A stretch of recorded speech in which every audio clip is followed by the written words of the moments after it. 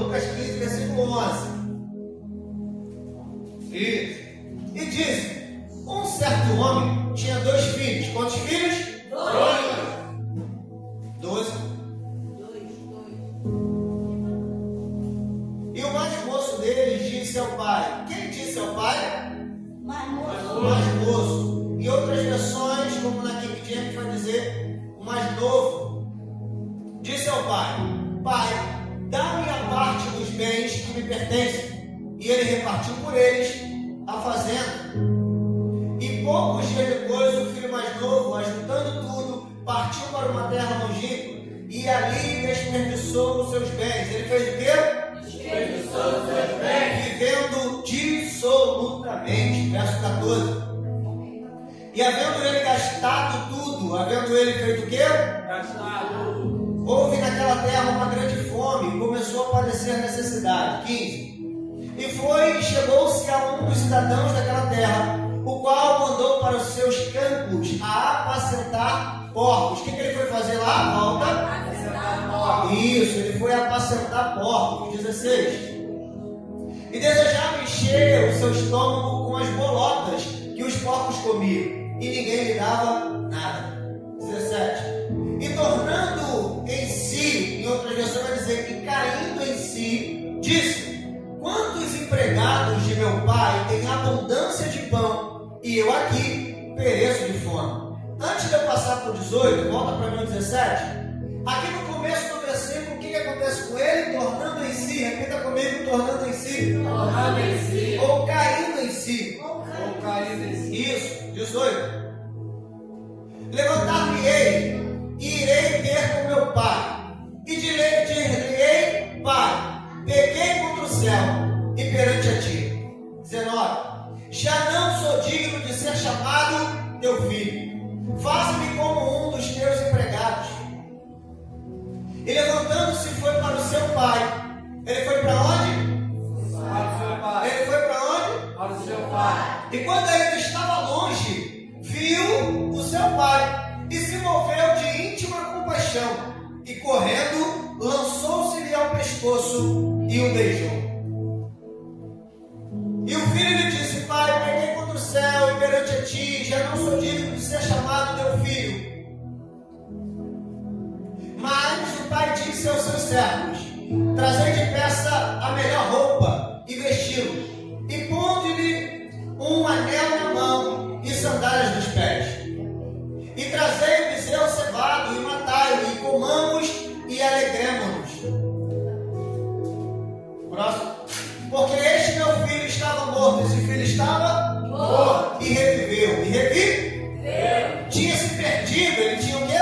Perdido. E foi achado. Repita comigo: foi achado. Foi achado. E começaram a se alegrar. Fecha os olhos aí, eu quero orar com você. Pai, debaixo dessa palavra, Senhor, eu quero, juntamente com os teus filhos, trazer essa mensagem que o Senhor colocou no meu coração para apregoar a todo aquele que tem ouvidos para ouvir o Senhor falando esta noite. Pai, eu te peço que esta palavra possa penetrar o coração de cada um que se sente longe da casa do Pai, se sente sozinho, se sente abandonado, se sente rejeitado. Talvez aquele que se sente como se já tivesse perdido tudo e não visse mais oportunidade de retornar à casa do Pai, mas que esta palavra desperte esperança, desperte fé, dê amor a quem se sente agora abandonado, para que possam voltar e ser filho amado, como sempre foi, de volta à presença do Pai. Que esta palavra alcance os nossos corações e traga efeito de transformação e glória para o nome do Senhor. Eu oro em nome de Jesus, e quem concorda diz amém. Amém. Senta aí, dando glórias a Deus. Glória.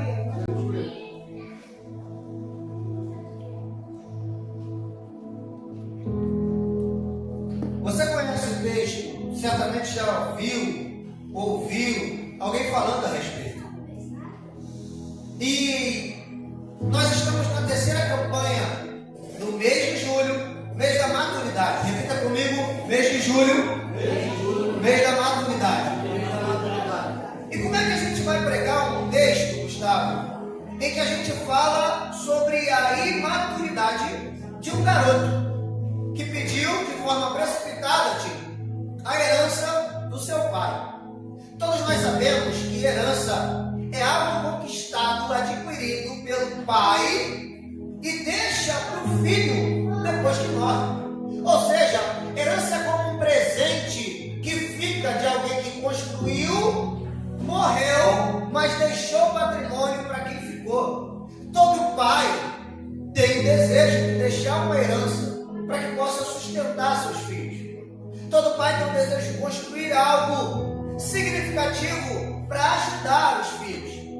E todo filho tende a ter a consciência de que o pai está trabalhando nessa finalidade. E alguns geram expectativa de receber uma herança após a partida do pai. Outros preferem não contar com a herança porque não quer que o pai se vá, não quer que o pai morra. A gente começa a perceber que dentro dessa realidade do texto, o filho pede precipitadamente a herança do pai. Mas o pai está vivo. Como pode o filho pedir herança para um pai que ainda está vivo? Como pode um filho pedir ao pai uma coisa que só poderia ser dada a ele na morte do pai, ou após a morte do pai? O filho, a primeira coisa que a gente precisa pensar é, talvez esse filho, pela sua pouca idade, o texto diz que ele era o mais novo, o texto diz que ele era o mais moço, e por ser o mais moço, a gente consegue entender que ele não tinha ainda maturidade suficiente para entender que herança só se recebe depois da morte do pai. Agora ele desconsidera o pai e, conjecturo eu, trata o pai como se já estivesse morrido. Agora, essa é a minha concepção de que o filho, ao pedir a herança do pai, está dizendo indiretamente para mim, o senhor já é falecido. Para mim agora não importa mais se o pai está vivo, porque eu quero a minha parte da herança. Só que se a herança só é dada quando o pai morre, esse filho está tratando o pai como se já tivesse morrido. Imagine a sensação do pai ao pensar que o filho está considerando ele como morto. Imagina o sentimento do pai, Gustavo.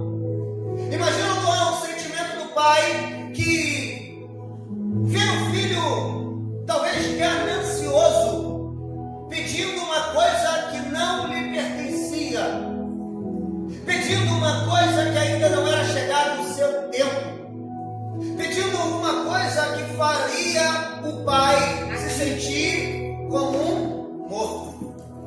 Eu, particularmente, se meu filho pedisse para que eu desse herança a ele, ainda em vida, eu acharia que ele estava me considerando como morto. Só que o texto não fala sobre o sentimento de tristeza do pai. Apesar de nós podermos conjecturar, olha para mim, não converse. Imagina que o pai teve seu sentimento. E agora, o filho não está preocupado com o sentimento do pai, mas sim em saciar o seu desejo de viver uma riqueza pela qual ele não trabalhou para construir, de viver uma prosperidade da qual ele não trabalhou para conquistar. E agora ele quer uma coisa que ele acredita que pertence a ele, porém, de fato não pertencia ainda, porque o pai ainda estava vivo, mas ele prefere desconsiderar o pai só para botar a mão no dinheiro. E agora ele pega a parte da herança que seria dele, de forma precipitada, e vai embora, Gustavo. E o texto que nós lemos diz que ele vai e gasta tudo de forma dissoluta. E outras versões vai dizer com as meretrizes, ou seja, com os prazeres da carne. Ele pega aquilo que o pai construiu a vida inteira e vai gastar de qualquer maneira. Ele vai viver a moda, vamos embora. E a gente precisa entender que o filho mais novo apresenta algo absolutamente normal no comportamento de alguém que tem pouca idade, de alguém que ainda pode ser considerado um garoto, um jovem, adolescente talvez. Só que o texto não fala qual é a idade dele, só fala que ele era o mais novo. Só que imagina que esse texto para nós nos dias de hoje serve, e ele é próprio para essa campanha da maturidade. Por quê? Porque como não fala da idade, a gente fica pensando, quantas vezes eu, mesmo com muita idade, me comportei como um menino? Quantas vezes eu me precipitei pensando que uma coisa era para me dar prazer e desconsiderei tudo e todos à minha volta só para obter aquele prazer momentâneo? Quantas vezes nós desconsideramos o Pai para poder viver os prazeres da carne, se comportando como um menino, como um adolescente, como uma criança? Quantas vezes fizemos pirraça para o Pai dar uma coisa que queremos, que desejamos, mas mesmo não estando no tempo, mesmo não estando nós preparados para viver aquilo, batemos o pé, dizemos eu quero e eu quero. Mesmo que isso entristeça o Pai, às vezes a gente se comporta como um menino imaturo na fé, pedindo a Deus uma coisa que a gente não está preparado para receber. E a gente, quando recebe, ainda vai gastar da maneira errada, ainda vai viver da maneira errada. Quanta gente hoje está vivendo da maneira errada? Quanta gente hoje está vivendo de maneira absoluta? Quanta gente hoje está vivendo gastando tudo com as meretrizes? Quanta gente hoje está vivendo pelo prazer da carne e desconsiderando o amor do Pai, a casa do Pai, os prazeres do Pai, a alegria do Pai e ver o filho crescer e desenvolver? Quantas vezes a gente se prepara para fazer alguma coisa e ainda que não estejamos preparados, a gente quer fazer? Quantas vezes a gente acha que já está pronto para viver algo que na verdade a gente não está ainda? Isso tudo dá sinais de imaturidade. Repita comigo: imaturidade. O imaturo, ele vive com base naquilo que lhe dá prazer. O imaturo, ele não pensa nos sentimentos do outro. O imaturo, ele não está preocupado se ele vai agradar o Pai permanecendo na presença do Pai. O imaturo, ele não está nem aí se vai entristecer alguém. O imaturo quer prazer. O imaturo não está preocupado com o futuro, ele está preocupado com o presente. O imaturo não faz planos para o amanhã, ele quer viver o hoje como se não houvesse o amanhã. O imaturo, ele não quer saber se vai ferir os sentimentos daquele que trabalhou uma vida inteira para construir um futuro para ele, para construir um patrimônio para deixar para ele. O imaturo não está preocupado se vai ferir os sentimentos do Pai, porque tudo que para ele importa é seu próprio sentimento. Repita comigo: o imaturo só vive para si. E o que acontece com esse jovem? Ele sai. Só que, Gustavo, o que a gente precisa tentar é que, ao longo dessa trajetória de maturidade dele, ele teve experiências. Repita comigo: experiências. E essas experiências, algumas foram boas, outras nem tanto, e umas foram bem ruins. Pastor, quais foram as experiências boas dele? Ele gastou tudo com prazer. Ele viveu, ele curtiu, ele passeou, ele viajou, ele alimentou os desejos da carne, alimentou os desejos da alma, mas esqueceu de alimentar o espírito. E os momentos que não foram tão prazerosos, quando ele pai para viver trabalhando para os outros, porque o dinheiro já tinha acabado. E os momentos ruins foi quando ele teve fome e não tinha ninguém que pudesse dar nada para comer. Que quando ele trabalhava cuidando dos porcos do fazendeiro, ele, por não ter nada para comer, ninguém lhe dava absolutamente nada. Ele se sentiu faminto, ele se sentiu com fome. E a fome fez com que ele desejasse comer a comida dos porcos. Olha que experiência lastimável que ele teve. Ter fome e não ter o que comer já é ruim. Agora o pior é sentir vontade de comer a comida dos porcos. Não era para ele estar lá. Não era para ele estar vivendo aquilo. Imagina como ele estava se sentindo nesse momento. Olha, imagina agora ele sozinho, com frio, com fome, com sede, solitário, desprezível, se sentindo desprezado de fato, porque ninguém lhe dava absolutamente nada. E agora se sentindo um derrotado, porque ele não tinha nada, largou a casa do pai, não tinha amigos, não tinha mais ninguém que pudesse estender a mão para ele e dizer: levanta, eu vou te ajudar. Só que o texto que nós lemos diz que em determinado momento ele cai em si. E a gente leu que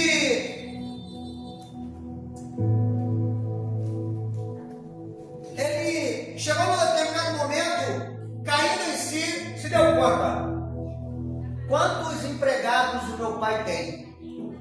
E todos os empregados do meu pai têm fartura de pão. Na casa do meu pai tem comida.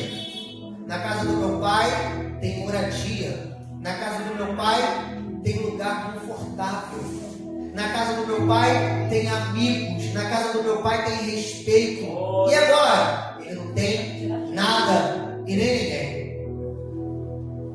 E o pior é que, além dele estar se sentindo fracassado, derrotado, abandonado, ele olha, imagino eu, que ele olha para um lado, olha para o outro, não tem ajuda, não tem ninguém para ajudar. Só que o texto diz que ele cai em si.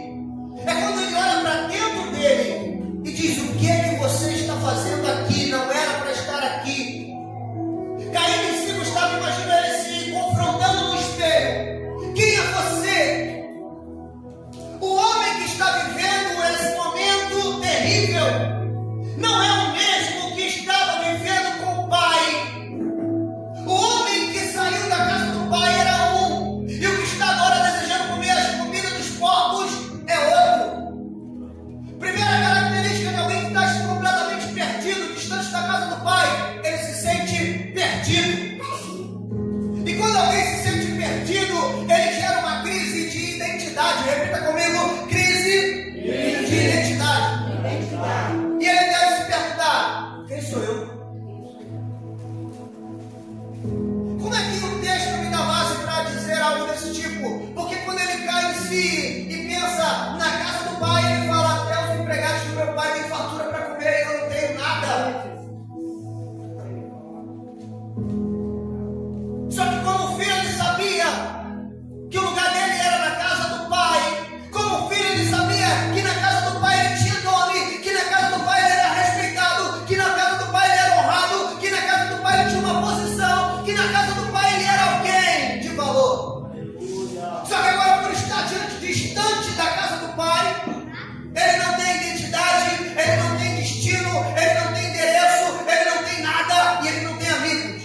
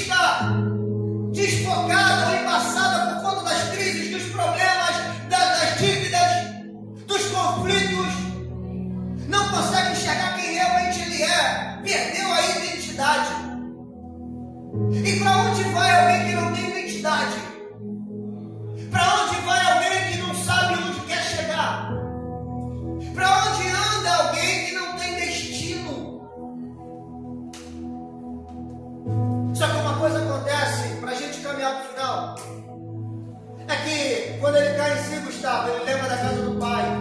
E ao lembrar da casa do pai, ele lembra que ele tinha um lugar, ele tinha alguém que o amava e ele tinha uma identidade. E caindo em si, além de lembrar quem ele era, ele gera uma coisa nele que o faz dar a volta, que faz o tornar a enxergar quem ele era, que o faz a enxergar uma luz no fim do túnel, que o faz enxergar um caminho de volta para a casa do Pai, que é o arrependimento. Repita comigo: arrependimento. Quando você tem o conhecimento de quem realmente você é e que você não está vivendo o que deveria estar vivendo, você não está no lugar onde deveria estar, que você não está cumprindo o propósito pelo qual o teu Pai te criou para você viver, você se arrepende. O problema é que quem ainda é menino, mesmo com as experiências de vida, que ainda viveu, mas não foi amadurecido pelas experiências, não gera arrependimento, gera remorso. Remorso e arrependimento são sentimentos diferentes.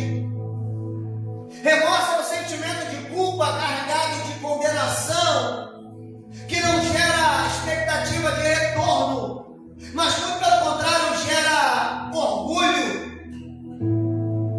E a pessoa orgulhosa, ela não se vê na condição de voltar atrás, porque quem é orgulhoso, quem é soberbo, acredita que se mostrar arrependimento, dizer que está errado, reconhecer o próprio erro, precisa voltar atrás. E quem é soberbo acha que voltar atrás é ser fraco, é mostrar fraqueza.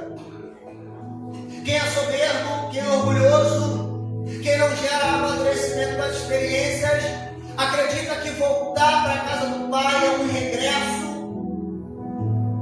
E voltar para a casa do Pai seria um sinal de fracasso e derrota.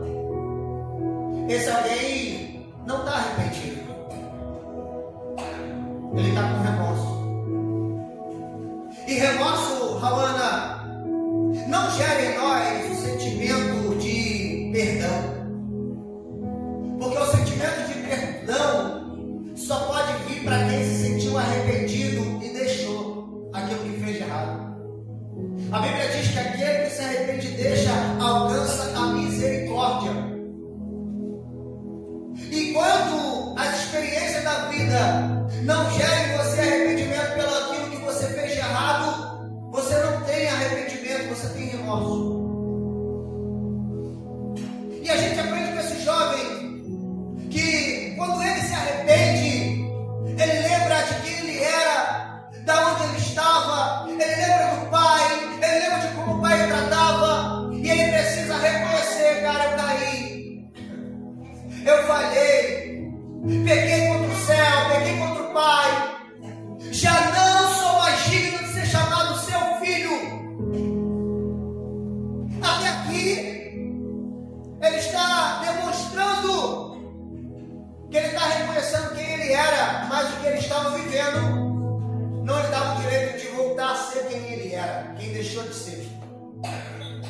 Só que daqui para frente a gente vai ver fruto de arrependimento que gera amadurecimento mediante as expectativas e experiências que foram adquiridas ao longo da vida. E ele prepara um sermão para conversar com o pai. E a primeira coisa que eu imagino é ele olhando para si no espelho e dizendo: voltarei para a casa do meu pai e direi para ele: pequei contra o céu e pequei perante a ti, já não sou digno de ser chamado teu filho, ao menos me permita voltar, nem que eu volte como um empregado, mas eu quero voltar para a casa do pai, porque lá é o lugar de onde eu nunca deveria ter saído.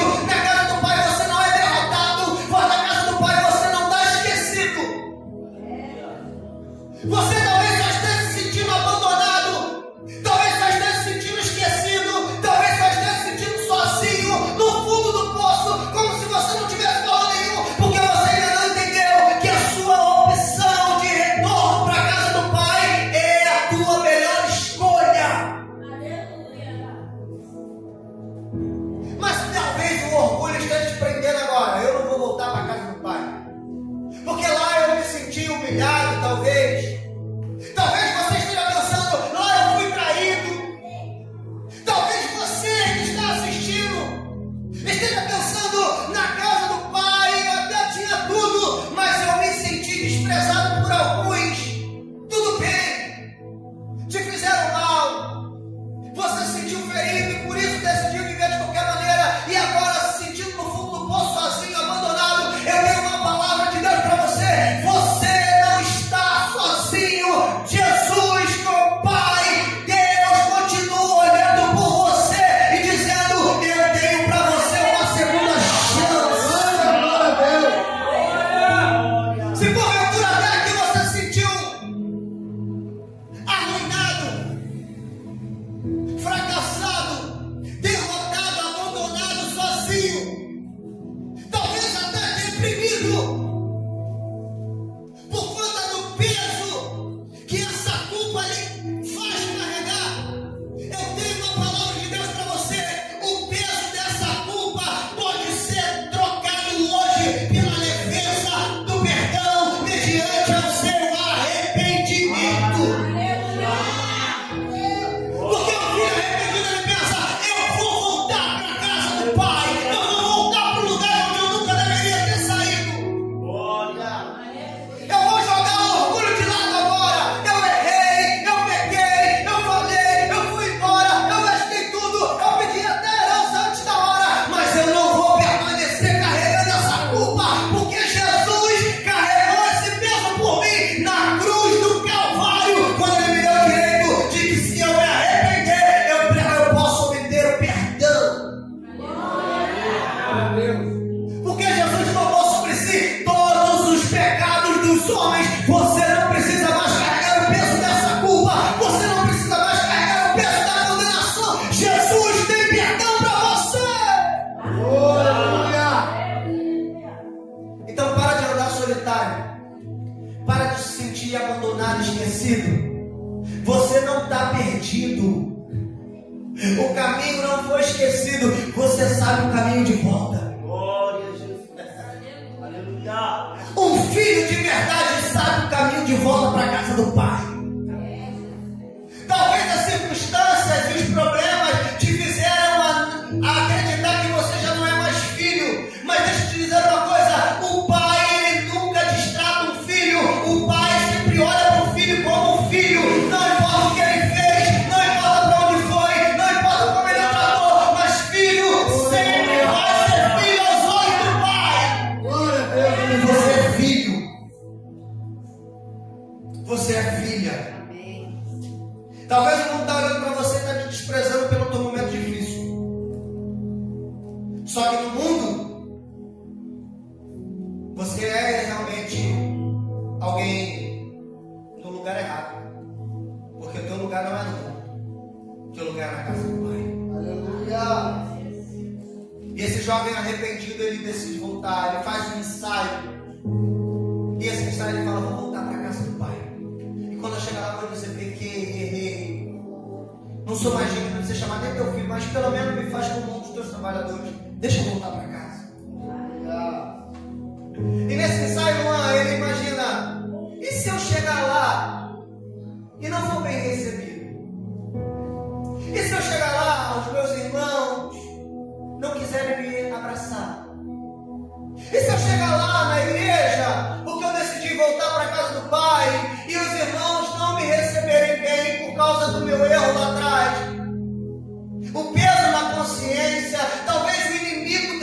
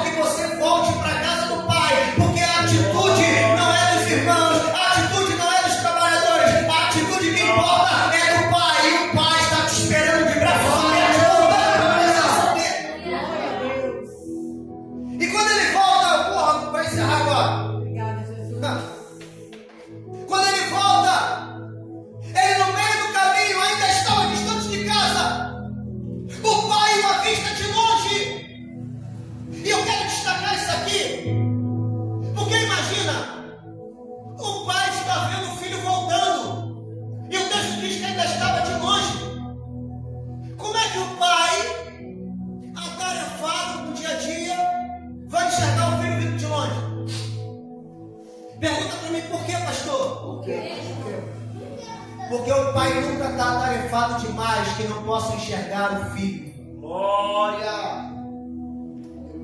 Aquele pai não estava ocupado. Aquele pai estava esperando. Aquele pai não estava nos afazeres. Aquele pai estava esperando. E eu conjecturo que, na medida que o filho decidiu ir embora, o pai não deu como morto. O pai disse, na minha conjectura, ele vai, mas eu sei que ele vai voltar. Aleluia! Ele está indo, mas eu sei que ele vai voltar. Porque não tem como alguém ficar parado esperando por alguém que ele acredita que não vai voltar mais. A vida anda para frente. Eu não posso paralisar minha vida por alguém que foi embora e eu sei que não volta nunca mais. Se o pai estava esperando, é porque o pai sabia que ele uma hora ia voltar. Talvez você esteja pensando, como vai ser quando eu voltar para a casa do pai? O pai vai estar atarefado, o pai vai estar trabalhando, o pai vai estar cuidando de outros. Deixa eu te dizer uma coisa, o pai permanece de braços abertos esperando você voltar. O pai permanece esperando você voltar. As expectativas do pai em teu retorno nunca acabaram, muito pelo contrário, sempre foram crescendo. Por isso que o pai o avistou de longe. Tudo que ele precisava era ter uma atitude. Repita comigo, atitude. De voltar para a casa do pai. Ele nem tinha chegado perto ainda e o pai já estava vendo. Ele nem estava tão perto da casa, mas o pai já estava vendo. E para quem pensou que se chegasse diante do pai, o pai iria destratá-lo e fazer dele de repente uma possibilidade dele ser pelo menos como um dos empregados, ele se surpreendeu. Porque o pai não esperou nem ele chegar, o pai que foi atrás. Só que o pai não foi atrás dele lá nas meretrizes. O pai não foi atrás dele na vida regressa. O pai não foi atrás dele na vida promíscua. O pai não foi atrás dele quando ele estava vivendo de maneira absoluta. O pai deixou ele viver as experiências dele lá fora. Deixou. Mas o pai nunca abandonou a esperança de ver o filho voltando para casa. E quando o filho se aproxima, o pai corre ao encontro dele. E talvez alguém hoje esteja se sentindo abandonado pelo fato de ter ido embora e ninguém foi atrás. Quantas vezes eu vi pessoas dizendo para mim, saí da igreja e ninguém me procurou, ninguém foi atrás de mim. Quantas vezes eu vi pessoas que estavam dizendo para mim assim, ó, eu fui embora e ninguém nem deu falta de mim, por isso que eu não vou voltar. Quantas vezes eu vi pessoas dizendo para mim, pastor Cássio, eu fui embora e depois ninguém mais me procurou, o pai não veio atrás de mim, o pastor não veio atrás de mim, a missionária não veio atrás de mim, a pastora não veio atrás de mim, ninguém veio atrás de mim. Porque você decidiu viver sozinho, foi você que decidiu abandonar a casa, foi você que decidiu abandonar a casa do pai, não foi a família que te abandonou, foi você que abandonou a família. E o problema é que a tua culpa agora você quer colocar em cima dos outros, em cima da responsabilidade dos outros, como se os outros tivessem a responsabilidade de correr atrás de você, que decidiu desconsiderar o pai e viver de forma absoluta. O pai não foi atrás do filho, foi o filho que caiu em si e decidiu voltar para a casa do pai. Só que quando chega lá, o pai está esperando de braços abertos. O pai corre ao encontro dele, o abraça e o beija. E o filho, depois de ter ensaiado, decide contar aquilo que saiu do pai. Pai, peguei contra o céu, peguei perante a ti, não sou digno de ser chamado teu filho. O pai, para. Eu não vim aqui para apontar os seus erros. Eu vim aqui porque eu quero você como filho. E pai não fica apontando, acusando, nem condenando filho nenhum. Pai quer o filho de volta. Por mais que o pai tenha às vezes a necessidade de corrigi-lo e castigá-lo porque ama, o pai sabe que quando o filho passa tempo demais longe de casa, ele já foi corrigido e castigado pelas experiências ruins da vida longe do pai. O pai sabe. E agora tudo que o pai quer, eu quero você de volta. Me faz pelo menos um dos seus empregados. Não, peraí, empregado que não, você não é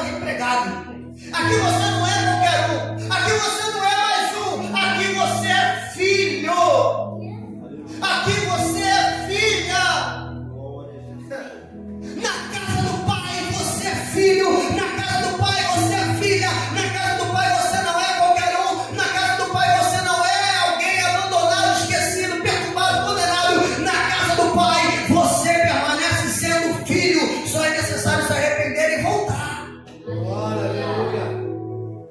Quando chega a atitude de amadurecimento dele, faz com que ele volta para a casa do Pai. E quando chega na casa do Pai, ele é surpreendido. Repita comigo: a maturidade, também pode vir pelas experiências da vida.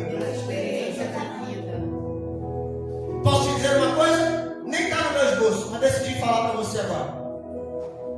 Crie maturidade mediante as suas experiências. Talvez você tenha errado, tudo bem, todos nós erramos. Mas uma característica de alguém maduro é aprender com os erros. Você não pode continuar cometendo como se não houvesse consequências. E vou te dizer mais: não se sinta condenado pelos seus erros. Aprenda que a maturidade te traz a consequência dos erros para te tornar alguém pronto para voltar para a casa do Pai e viver uma vida de surpresa. Ele é amadurecido pelas experiências. E quando chega diante do Pai, o Pai o recebe de braços abertos. E a primeira coisa que o Pai diz para ele é: para com isso. Aqui você não é qualquer um. Faz o seguinte: pega a roupa para ele lá. Pega o anel que eu separei para ele lá. Pega as sandálias que eu já deixei preparada para ele. E enquanto eu visto da maneira digna como ele merece ser vestido, enquanto eu lhe dou a honra que ele merece como filho, não é porque foi embora que não tem honra. Como filho, você permanece sendo honrado na presença do Pai. O problema de se sentir desonrado é porque você ainda está longe da casa do Pai. Quer se sentir honrado? Volta para a casa do Pai, onde é um lugar que você nunca deveria ter saído. Pega a roupa, pega o anel, pega a sandália, coloca nele. Enquanto vocês estão dando a ele a identidade que lhe pertence, prepara a festa. Aleluia.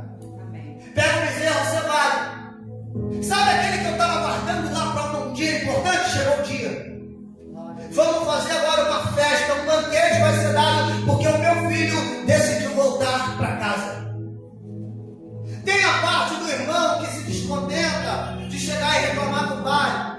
Trabalho contigo a vida toda, você nunca me deu nada, nunca ofereceu um cabrito para mim, mas agora esse daí, teu filho que foi embora, gastou tudo, veio, você quer fazer festa para ele? Tudo bem, eu não vou pregar sobre isso, falo sobre isso na outra oportunidade, talvez domingo, como complemento dessa mensagem, porque a atitude desse irmão que ficou também mostra a imaturidade. Repita comigo: imaturidade.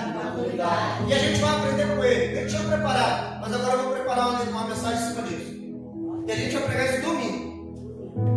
O filho que fica também tem o seu momento de imaturidade e também gera maturidade mediante as experiências.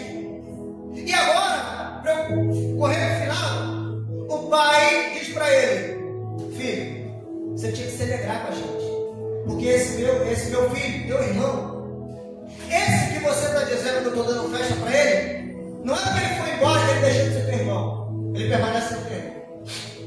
Não é porque ele decidiu viver de qualquer maneira que ele deixou de ser quem ele era, ele permanece sendo teu irmão. Aleluia. Posso liberar uma palavra para você aqui?